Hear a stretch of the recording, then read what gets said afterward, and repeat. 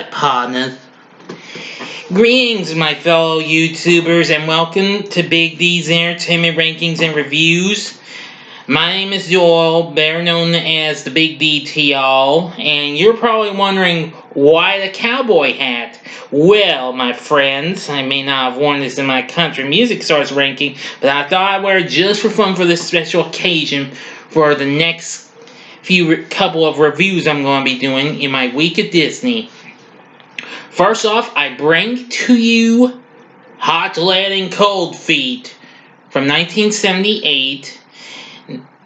Now, although the film was originally to be called Welcome to Bloodshot, but I think the studio wasn't too thrilled with that title, but they kept the name of the name of Bloodshot, though, which I'll explain in a moment. The film is directed by Robert Butler, best known for directing various TV shows ranging from Star Trek to Batman, as well as a few Disney movies, most notably the Computer Wore Tennis Shoes with Kurt Russell, which I'll be reviewing next month. Now, the film was released in July of 1978 on a double feature with the Madcap Adventures of Mr. Toad, a retitled reissue of the studio's 1949 animated featurette The Wind in the Willows, from The Adventures of Ichabod and Mr. Toad. Now, Hot Lead and Cold Feet is a comical western just like the studio's The Apple Dumpling Gang from 1975 and its sequel, The Apple Dumpling Gang Rides Again, which was released the following year after this. Now, one of the stars from both those movies, Don Knotts, is in this, but he's not our actual main character. He is one of the few big characters, though. Anyway. Now, our main character is a man named Eli Bloodshot. He's a missionary who lives in Philadelphia. Now, he never knew he actually knew about his father, didn't know him too well. His father, Jasper Bloodshot, which actually reminds me, both of those characters are played by actor Jim Dale, who I must admit did a pretty good job. Now, Jasper runs the rough and tumble town of Bloodshot, which of course is named after him because he founded it. Anyway, years ago, Jasper's crazy ways were too much for his bride from England, so she left, leaving behind one twin, and returned to England. With the help of his English butler named Mansfield, he writes a new will that mentions Eli, and then fakes his death by pretending to fall off a cliff in front of Bloodshot's corrupt mayor, Ragsdale, played by actor Darren McGavin, and Sheriff Denver Kidd, that's Don Knotts, both of whom he has just told about his second son. Now, later after that we meet Eli, and he's been trained to live for the Lord, and he works as a Salvation Army missionary in Philadelphia with two orphans named Roxanne and Marcus. Now, I'm going to try not to give too much of the story because this movie is very rare and stuff, so bear with me. I'm not going to try and tell you what goes on later in some parts, okay? Because I don't want to spoil everything. This movie is kind of going to be hard to find for y'all because I've checked all the movies that are on Disney Plus, and unfortunately, this is not on there, unfortunately. I have looked, but it's nowhere to be seen. There is a way you can possibly find it. You can find it on the CEO's Don Knotts collection, and possibly in solo form from the Disney Movie Club. So, Eli receives a telegram informing him about his father's death. He never knew he existed, so he decides to accept the invitation to come to Bloodshot for his inheritance, and takes Marcus and Roxanne with him.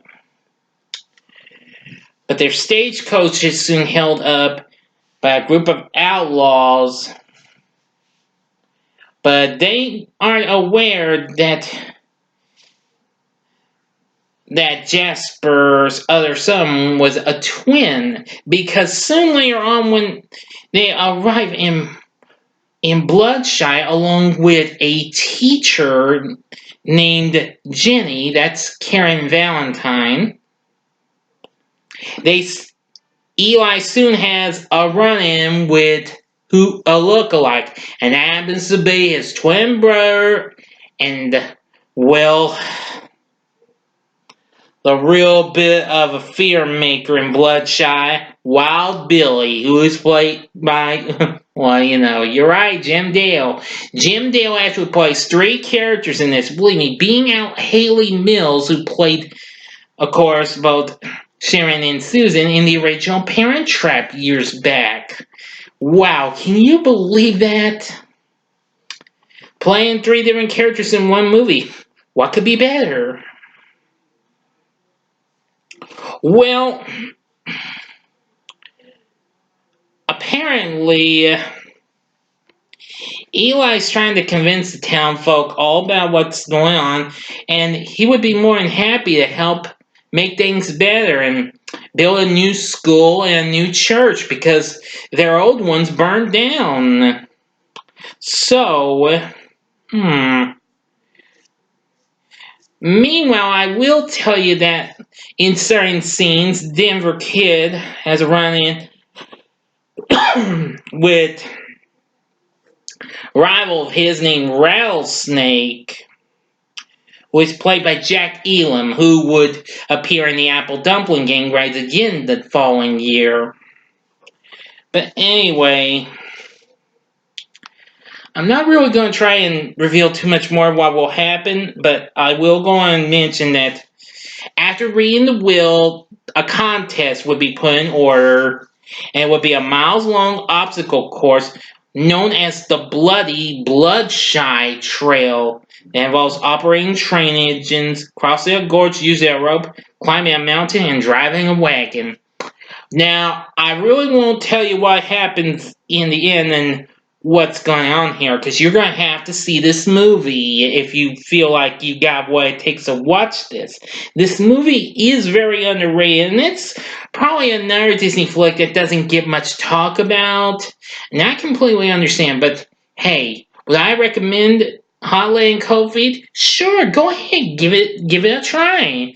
You might like it, you may not like it. If you like westerns, good. And if you like comedies, well, with a bit of the Wild West in it, then still you gotta give it a try. Now, of course, this also has a pretty good score done by Buddy Baker and 2 great songs. One has the title of this movie in it, which is called May the Best Man Win. And then, of course, there is Something Good Is Bound to Happen, which you do hear in the scene where you first get to meet Eli and the 2 orphans, and then in the last bit of the movie. So, anyway, I do like the story to this, which is good. The cast is real great. It has so many other cast members, too many to mention. I do know one of them was Dallas McKinnon, who played one of the guys in the saloon. Now, of course, McKinnon was best known for voicing old Archie Andrews in Filmation's Archie series. Now, this, of course, would be one of his last roles. I think he passed away about the next year or so. I might be wrong, though. He had recently appeared in an episode of the Filmation Studios sci-fi program Space Academy, the final episode of it. But anyway, enough said about it. Again, I think you need to see Hot Lane Cold Feet. Like I said, the only way you can get to see it is if you get the DVD in the Don Knotts box, the Don Knotts collection. That also includes the Apple Dumpling Gang flicks and Gus, which I've already reviewed, as well as you can get the DVD alone through the Disney Movie Club. I think you can find it on streaming well, for streaming to rent or buy, I think you could probably find it on here. I may be wrong, but I think you can still find Disney movies on here to rent or buy. So, again, give Hotland Coffee a shot. Again, you may like it, you may not. But if you've seen this movie, let me know what you thought about in the comments section. Like and subscribe to my channel and be a part of the Big D Nation. Join me next time when I review. Well, actually, I was going to keep these separate, but I said, you know what, forget. I'm going to put them both together just like I've done with some others. Next time, I'm going to review The Apple Dumpling Gang and The Apple Dumpling Gang Rides Again. And also, also later on, I will review both another back-to-back review, Mary Poppins and Mary Poppins Returns. So until next time, I'm the Big D saying, see ya!